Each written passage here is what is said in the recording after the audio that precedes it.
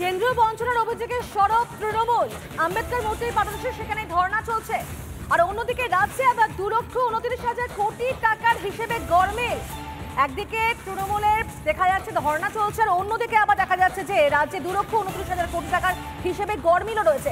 অনুপম রয়েছে এই মুহূর্তে আমাদের সঙ্গে। অনুপম, একদিকে তো সরব হচ্ছে তৃণমূল নেতৃত্ব যে নাকি তারা বঞ্চনা করা হচ্ছে, তারা বঞ্চিত হচ্ছেন, অন্যদিকে তারা তো হিসেব দিতেই পারছে না, গরমিল রয়েছে রীতিমতো হিসেবে, এমনটা অভিযোগ হয়েছে। এবং ইতিমধ্যেই জনস্বার্থ মামলাও তো করেছেন জগন্নাথ চট্টোপাধ্যায়।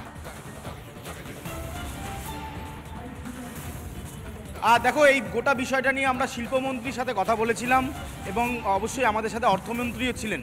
দুজনের কাছে স্পেসিফিক একটা প্রশ্ন ছিল যে একটা অভিযোগ আসছে যে এই সিএজি রিপোর্টে উল্লেখ করে বিজেপি যে অভিযোগটা করছে যে প্রচুর অঙ্কের টাকা পাঠানো হয়েছিল, কিন্তু তার যে ইউটিলাইজেশন সার্টিফিকেট সেটা জমা দেওয়া হয়নি, সেই কারণে টাকা বন্ধ করা হয়েছে। যদিও শিল্পমন্ত্রী এবং অর্থমন্ত্রী স্পষ্ট জানাচ্ছেন যে এই ইউটিলাইজেশন সার্টিফিকেটের কথা যেটা বলা হচ্ছে সেটা 2003 সালে চাওয়া হয়েছে। 2003 সালে তখন তৃণমূল কংগ্রেসের সরকার ছিল না, স্বাভাবিকভাবে এই ইউটিলাইজেশন সার্টিফিকেট দেওয়ার কোনো প্রশ্নই আসে না। 2011-র পর তারা যখন ক্ষমতায় আসে, তারা যখন পশ্চিমবাংলায় সরকার গঠন করে, তখন যে কেন্দ্রীয় সরকার টাকা পাঠিয়েছিল, অর্থমন্ত্রী বলো বা শিল্পমন্ত্রী, দুজনের একেবারে স্পেসিফিক বক্তব্য যে যদি ইউটিলাইজেশন সার্টিফিকেট পাঠানো না হয় তাহলে কেন টাকা দেওয়া হলো। টাকা তো 2019 সালের শেষের দিক থেকে বন্ধ করা হয়েছে। যে অভিযোগটা করা হয়েছে যে এই 100 দিনের মানগেরার যে টাকা, বিপুল অঙ্কের টাকার দুর্নীতি হয়েছে, জব কার্ডে দুর্নীতি হয়েছে, লক্ষ লক্ষ হাজার হাজার কোটি টাকার দুর্নীতি হয়েছে, সেই টাকার হিসেব রাজ্য সরকার কেন্দ্রের কাছে পাঠায়নি। সিএজি রিপোর্টে সেটা স্পষ্ট হয়ে রয়েছে। শাসক দল, কেন্দ্রের শাসক দল, তারা অভিযোগ করেছে, এ রাজ্যে তারা প্রধান বিরোধী দল, তারা অভিযোগ করছে, কিন্তু এ রাজ্যের শাসক দল বা যারা সরকারে রয়েছেন তারা বলছেন যদি সিএজি রিপোর্টে এটা উল্লেখ থাকে যে পশ্চিমবঙ্গ সরকার 2011 সালের পর কোনো ইউটিলাইজেশন সার্টিফিকেট জমা করেনি। তাই অনুপম, কারণ ক্যাগ রিপোর্টের ভিত্তিতেই হাইকোর্টে মামলাও করেছেন বিজেপি সাধারণ সম্পাদক জগন্নাথ চট্টোপাধ্যায়, এবং সেখানে দেখা যাচ্ছে যে আবার কেন্দ্রীয় বঞ্চনার অভিযোগে সরব হয়েছে তৃণমূল। তোমাকে অনেক অনেক ধন্যবাদ অনুপম। তবে এই নিয়ে রাজনৈতিক প্রতিক্রিয়া এক এক করে শোনাবো আপনাদেরকে। কি বলছেন শুভেন্দু অধিকারী, কি বলছেন এই নিয়ে বিরোধী দলনেতা শুভেন্দু অধিকারী, শুনবো আমরা। ক্যাগ রিপোর্টে ভুয়া অ্যাকাউন্টের তথ্য দেওয়া হয়েছে, ক্যাগ রিপোর্টে মানি ডাইভারশনের তথ্য দেওয়া হয়েছে, ক্যাগ রিপোর্টের সেন্ট্রাল গভর্নমেন্ট এবং সিবিসির গাইডলাইনকে ভায়োলেশনের কথা বলা হয়েছে, misappropriation fund, fraud, monetary ডিফলকেশন,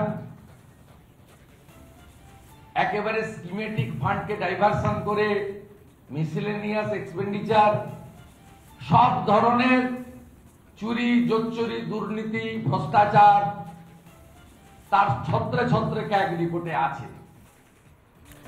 আর এই মুহূর্তে আমাদের সঙ্গে রয়েছেন বিজেপি সাধারণ সম্পাদক জগন্নাথ চট্টোপাধ্যায়। আপনাকে স্বাগত রিপাবলিক বাংলা। একদিকে তো বারবার তৃণমূল কংগ্রেস তারা দাবি করছে, অভিযোগ করছে যে কেন্দ্র সরকার বঞ্চনা করছে, তারা টাকা পাচ্ছে না যে টাকা তাদের পাওয়া উচিত ছিল। আর অন্যদিকে দেখা যাচ্ছে যে আবার একটা বড়সড় হিসেবে গরমিল। আমরা গতকাল দেখলাম নির্মলা সীতারামন, তিনিও বলেন যে রিপোর্ট দেওয়া হচ্ছে না, তথ্য দেওয়া হচ্ছে না, গরমিল রয়েছে। তাহলে অ্যাকচুয়ালি হচ্ছেটাকে দেখুন, এই যে 2,29,000 কোটি টাকার হিসেব নেই, এবং গত 10 বছরে নরেন্দ্র মোদী সরকার প্রায় 4 লক্ষ কোটি টাকা যে পাঠিয়েছেন 2021-এর মার্চ মাস পর্যন্ত, তার মধ্যে 2,30,000 কোটি টাকার হিসেব রাজ্য সরকার দিতে পারেনি। এবং এটা যদি বলেন যে আগের কি আছে, 2011 সালের আগে এই হিসেব নেওয়া বা ইউটিলাইজেশন না থাকা টাকার সংখ্যা হচ্ছে 38,000 কোটি টাকা। 2,30,000 কোটি টাকা থেকে যদি আমি বাম আমলের 38,000 কোটি টাকা বাদও দেন, তাহলেও প্রায় 1,90,000 কোটি টাকার হিসেব গত 10 বছরে এই রাজ্য সরকার দিতে পারেনি। এই সংখ্যাটা বুঝতে পারছেন? 1,90,000 কোটি টাকা কেন্দ্রীয় অনুদানের টাকা তৃণমূলের নেতারা, তৃণমূলের সরকারি ব্যবস্থা, তৃণমূলের পঞ্চায়েত ব্যবস্থা, তৃণমূলের পুরসভা ব্যবস্থা নিচে খেয়ে ফেলেছে, এবং তার কোনো ইউটিলাইজেশন সার্টিফিকেট এখন দিতে পারছে না। ক্যাগের কাছে যখন ইউটিলাইজেশন সার্টিফিকেট জমা দিতে পারেনি রাজ্য সরকারের কোনো দপ্তর, তখনই না ক্যাগের প্যারা হয়েছে, অর্থাৎ ক্যাগের রিপোর্টে তা উল্লেখ করা হয়েছে। আমি এই বিষয়ে সিবিআই তদন্তে যে কলকাতা হাইকোর্টের প্রধান বিচারপতি এজলাসে মামলা করেছি, সেই মামলার বিচার প্রক্রিয়ার মধ্যে রয়েছে, এবং আমি পরিষ্কারভাবে বলতে চাই ভারতীয় জনতা পার্টির পক্ষ থেকে যে এই যে ক্যাগ রিপোর্টে যারা হচ্ছে যে চুরি করেছে রাজ্য সরকার তাদের বিরুদ্ধে একেবারে আমরা দেখেছি যে আপনি এই রিপোর্টের ভিত্তিতে হাইকোর্টে মামলাও করেছেন। অনেক ধন্যবাদ আপনাকে জগন্নাথ বাবু। আর ঠিক এই নিয়ে রাজ্যের অর্থ প্রতিমন্ত্রী চন্দ্রিমা ভট্টাচার্য তিনি কি বলছেন শোনাবো আপনাদেরকে।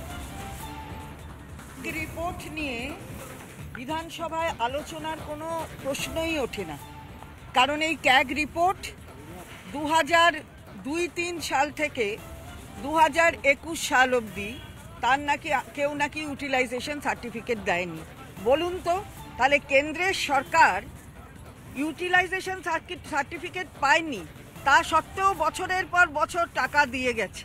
এটা কত বড় একটা বুজরুকি, মানুষকে বিভ্রান্ত করবার একটা চক্রান্ত, সেটা বোঝাই যায়। দক্ষিণ 24 পরগনার রামনগর গাজীপুর গ্রাম পঞ্চায়েতের এই সরবেড়িয়া খালের উপর যে কাঠের ব্রিজ দেখতে পাচ্ছেন, এটা কাঠের ব্রিজ নয়, এটা হচ্ছে মানুষের মৃত্যু ফাঁদ। প্রশাসনের অবহেলায় কিভাবে মানুষ জীবনের ঝুঁকি নিয়ে এই ব্রিজগুলোর উপর দিয়ে যাতায়াত করে তা ভাবলে গা শিওরে ওঠে। ভোটের সময় আসেন আর ভোট পাখিরা তারা নানা রকম সুমিষ্ট বুলি বলে এই এলাকার মানুষের মন জয় করে ভোটগুলো নিয়ে কেটে পড়ে, আর তারপরে আর তাদের দেখা মেলে না। আর যে দুর্দশার মধ্যে থাকে এলাকার মানুষ, একই দুর্দশায় পড়ে থাকে। যখন কোনো বৃদ্ধারা অসুস্থ অবস্থায় তাদেরকে হাসপাতালে নিয়ে যেতে হয়, গর্ভবতী মাকে যখন হাসপাতালে নিয়ে যেতে হয়, গাড়ি আসতে পারে না। তাই অবিলম্বে তাদের দাবি আগামী নির্বাচনের আগে এই ব্রিজটি কংক্রিটের হোক রিপাবলিক বাংলার জন্য। এই সরবেড়িয়া থেকে বরুণ হালদারের রিপোর্ট, দক্ষিণ 24 পরগনা।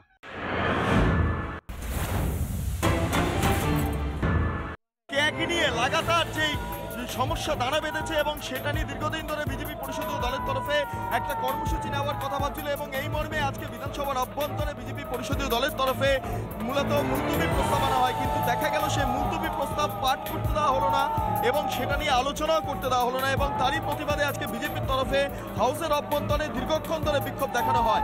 হাউসের প্রথমার্ধ শেষ হয়ে যাওয়ার পর বিজেপি পরিষদীয় দলের সদস্যরা শুভেন্দু অধিকারী নেতৃত্বে তারা বাইরে বেরিয়ে আসেন এবং বিজনেস ছিঁড়ে ফেলছেন, সেই ছবিটা দেখা যাচ্ছে শুভেন্দু অধিকারী নেতৃত্বে। এবং অগ্নিমিত্রা পল সহ সমস্ত বিধায়করা তাদের একটাই বক্তব্য, ক্যাগ রিপোর্ট নিয়ে রাজ্য সরকারের যে দুর্নীতি সেটা তদন্ত চায় এবং সেই মর্মে আজকে আলোচনা হোক। বিভিন্ন জায়গায় বিজনেস ছিঁড়ে ফেলা হয়েছে, ঠিক বিধানসভা 2 নম্বর গেটের সামনে যেখানকার নিরাপত্তা ব্যবস্থা আঁটোসাঁটো করা হয়েছে, যার উপর দিয়ে এই মুহূর্তে গাড়ি চলে যাচ্ছে এমএলএদের। নতুন করে নির্দেশ হয়েছে হাউসের এই প্রাঙ্গণের অভ্যন্তরে বিক্ষোভ দেখানো যাবে না, সেই কারণে ঠিক 2 নম্বর গেটের বাইরে এসে বিজেপি বিধায়করা বিক্ষোভ দেখাতে বাধ্য হলো।